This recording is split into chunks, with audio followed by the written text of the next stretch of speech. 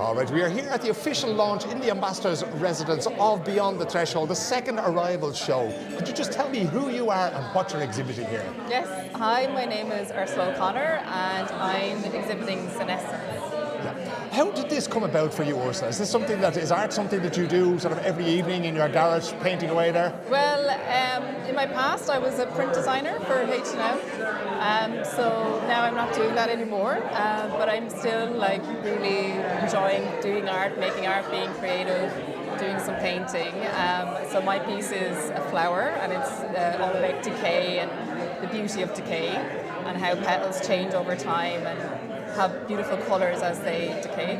So basically I'm very interested in that as a topic, and so I like to be creative and still do some painting. What was it about Beyond the Threshold, the theme of this event, that appealed to you? Or did that play a big part in your work, or did you just think, I'd like to be part of this? I guess it's beyond the threshold in the sense that when a flower has bloomed and it's at its peak, and then there's a moment after where it becomes something else and it's going on its life cycle.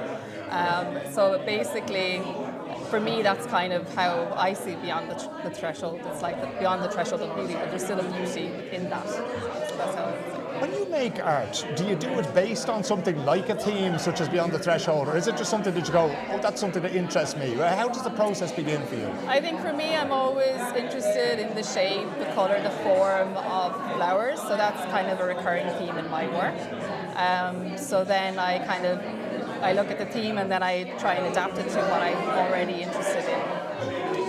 Taking part in this exhibition with, I think, the 17 other artists exhibiting here, what does that feel like to be part of a community exhibition like this? Yeah, it feels fantastic actually. I exhibited the last time at the last Arrivals exhibition, and that was also like a new community to me, a lot of people I didn't know before, and this time it's also a lot of new faces again, so that's really nice to know that there's people out there being creative within the Irish community. The hyper-talented Aaron Maher is with me now to tell me about his contribution to the Arrivals exhibition. We have the official launch here tomorrow, opens in the Arts tonight, and the official opening is in the gallery tomorrow. Aaron, what's your contribution to Arrivals and Beyond the Threshold? Yeah, so I've made a kind of ambient soundscape based off the idea of Groundhog Day. So it's kind of meant to depict through an audio message what it feels like for me moving to Sweden. I'd never visited Sweden before I emigrated, and it felt entirely new, but also kind of felt like something that I've always known, and that's essentially what the piece is. Sometimes, you know, you feel like you're going through the motions, but then you'll discover something new in your day-to-day life, and it just makes you a bit more thankful for where you are, and that's essentially how my life in Sweden has been, so I wanted to put it into a piece. Music is something you've been involved in for a very long time. What was it that got you started in this field? So I learned how to play an instrument like most other Irish kids because somebody's uncle has a guitar in the family. And then when I was 16, started a band with some friends. We were touring until 2020 when COVID hit. That all stopped, and then 2021, after a long enough period of time without any sort of gigs or anything, I basically was like, you know, I'm graduated from college. I don't want to go into the regular workforce. I feel like I should actually try to get a use out of my degree. So basically found out Stockholm is like the highest percentage of music industry startups per capita in Europe. So I got a spreadsheet together of the CEO's emails and names of every single one and sent them all an email basically saying I'll be willing to work for you for free if I can move over, and managed to get a job with Gibson from there. And since moving to Sweden, being able to kind of strike a 50-50 balance between creative adventures versus, I guess, my job. So that's been really, really nice. What does the future hold? What would you like to do with music in the future? Because obviously if you've studied it to the extent that you've done, you've been involved in the industry before, out there touring. Would you like to go back to that life of the bunk on the bus, or would you prefer to do something different? I think honestly the ideal scenario would be a nice healthy balance of being able to write and record and perform live, but not sacrifice my mental health. It's something that can happen in the blink of an eye. The thrill of live shows and whatnot is something that you live for as a musician. but once they stop, it's very hard to get that kind of slow down afterwards. So trying to strike that balance, that'd be the ideal, I think. And of course, being able to financially support myself. Just one last question. This is something that's quite different from the stuff that you've done before, right? You're taking part in what is a community art initiative. There's 17 other artists here. Does that make this different, this experience different for you, do you think? Yeah, I think so. I mean, I've never had to explicitly explain a piece before. And I guess in a setting like this, the last thing I want to be doing is just throwing people in and being like, oh, you'll understand this, especially when it comes to like an ambient soundscape. So I think from that perspective, I'm trying to come into this with as little information for the listener, so they can still develop their own opinions and feelings about it, but also kind of just giving them a little push in the direction of where it is. So it still feels like I'm making art, it still feels like something creative. I think it's just the environment in which it's displayed is different. I said that was the last question, but of course I've got one more.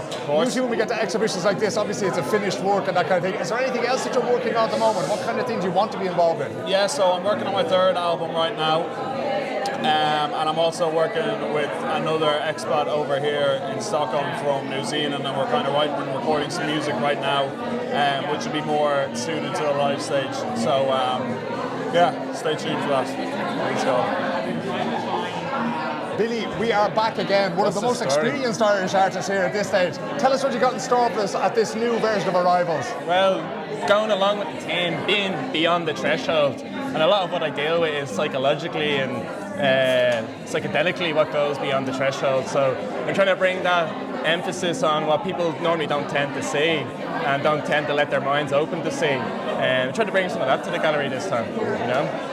Obviously there are no artworks. This is the official launch out here at the Ambassador's Residence. We'll be in the gallery tomorrow. That's when we get to see everything. But can you just describe a little bit for the people at home what kind of work that has resulted in for you?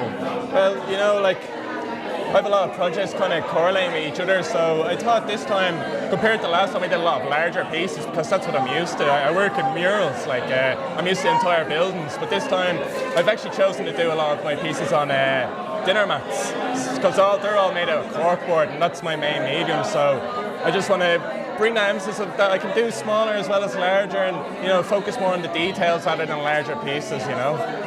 Really bring it in, and when you're looking at beyond the threshold, you know, really have to focus on details. You're not a man who restricts himself to any one discipline, from barbering to art. What's floating your boat at the moment? What's motivating you and inspiring you? Actually, you'd be surprised. It's university at the moment. I'm building a bachelor's at the moment. I don't know quite yet what I'm going to call the bachelor's, but there's a lot of focus on culture, social policy, the history of how we come to these social policies, as well as doing like pedagogical work, you know, how to redistribute this culture, how do we understand culture, you know, because I might be a jack of all trades, but I like to take my master of the culture, you know. So that's pretty much it. That's what I'm at the moment, writing essays. Use my words rather than my skills. In terms of using your words, maybe you might describe to me what it means to you to be involved with so many Irish artists in a place like Stockholm. This is a fairly sort of a unique idea for many of the people involved here, right? Yeah, definitely, you know. I think as well it's a great focus because sometimes this talent could probably get lost in Ireland, you know. And when you bring it outside and it mixes with the cultures that it blends with, like a lot of my art blends with Swedish minimalism. And you can probably see that a lot here with a lot of other artists, you know. So you get to see how other cultures influence the Irish culture and what that produces when it comes to art, you know. What that does to the mind and how it influences it, you know. So it's nice to see that coming together of different cultures and what it's come to, you know, through the eyes of Irish people, and see how it is, because everyone's experience here is different. Like just there I was talking to someone who's a teacher. And I've taught as well, but I've never thought of being a teacher, you know. So it's nice to see what's that going to look like. What does a teacher here in this atmosphere actually look like as well, you know? When you do look at your little crystal ball, when you do look beyond the threshold, what do you see for yourself? I see, God, a lot, you know. But I don't like to grasp at what's beyond that threshold sometimes, you know, because if anyone else has experienced psychedelic trips, you know, once you do go beyond the threshold, it's hard to capture that in words, and it's hard to relay that, because it's more what I see beyond the threshold is more of what I feel beyond the threshold rather than seeing, because a lot of the time it's not about seeing, it's about the feeling of it. So yeah. Fran, could you just introduce yourself and tell us what it is we can expect to see from you at Beyond the Threshold? Hi, my name is Fran. I'm from Ireland, from Meath actually. I've been living in Galway for the past 2 years. I've just arrived back to Stockholm 2 months ago. So yeah, Two months ago, and you're straight into arrivals. Straight into arrivals, which is great. It's amazing actually. So I'm really happy to be doing that. So I have some work in the exhibition, and I've actually just found out this morning that I'm going to be getting a studio space. I moved to Leadinga, so it's the first time in a long time that I'm actually going to be able to do my own work and have the time and the space to actually commit. So I'm very excited about that. Fantastic, congratulations. What sort of work will you have in the exhibition here? Obviously it's not here this evening, but No, it's not here this evening. So I've made a piece, it's oil on paper, and it's an abstract sort of organic piece, and it's inspired by the west coast of Ireland, sort of the colours. It rained a lot there. I was looking at sort of the farmland. I've used potato print in it as well. I like sort of colour study and sort of the limitations of colour as well, and sort of overlapping and textures.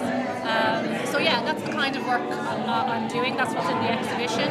It's inspired by Galway, or the west of Ireland. So I'm going to be doing a new body of work which won't be similar to that, but I have now new ideas of what I'd like with the new studio space. So I'm very excited for that, but I'm very excited to be here and part of this as well. So it's great. What's it like to come back to Sweden and to walk into this situation where there's 18 artists putting on an exhibition together? Do you know what? Like, I lived here 9 years prior to being back in Ireland for 2, and I was teaching art here for 9 years actually, and I never actually did work myself.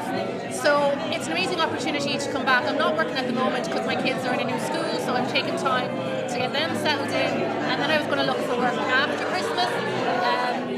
So it just gives me time to actually focus on myself a little bit, and to be able to, jump at this opportunity and to meet all these wonderful people here tonight. So I'm very fortunate. I love it. It's amazing. Yeah. And finally, will you be going back to teaching? Will you be doing your art full time now? What's the plan? So I'm going to do the art full time, I think, until after Christmas, and I'm then going to try and do part-time work. So full-time in the studio, definitely. This is amazing. Grab this opportunity when you can. This doesn't happen a lot.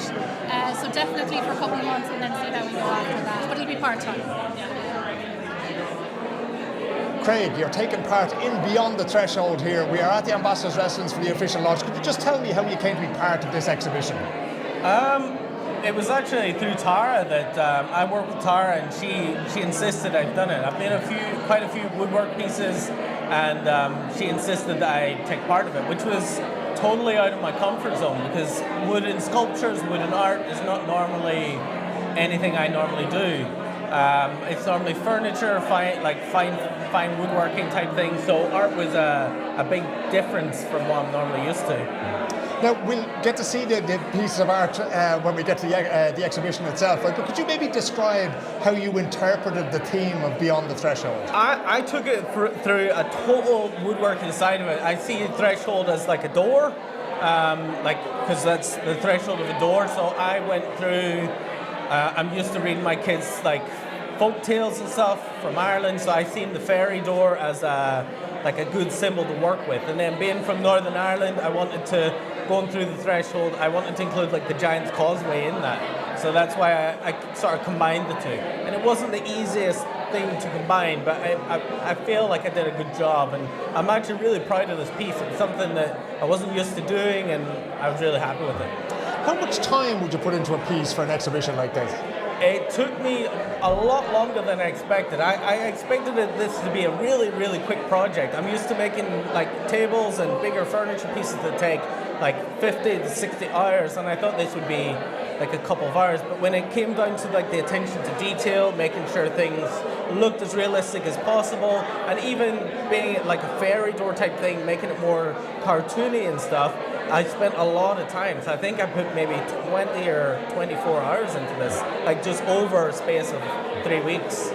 What do you like about working with wood as a medium, just in general? I think it is just relaxing. You know, like as a teacher, a lot of the time we have to look at the screen and then we have to do different things.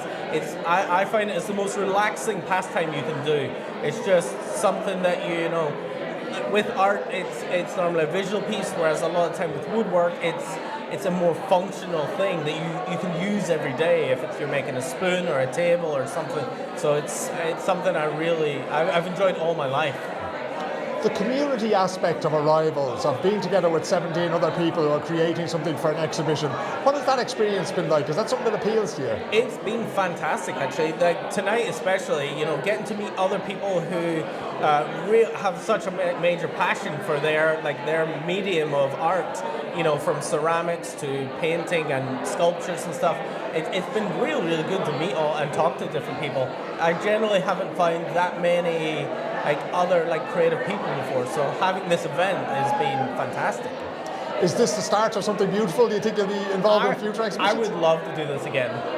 It'd be like with the theme. I feel like I think I did a good job with the theme, and I'm hoping that Sophie and that asked me back to try again, or whatever the next theme is. I'll try my best to take part.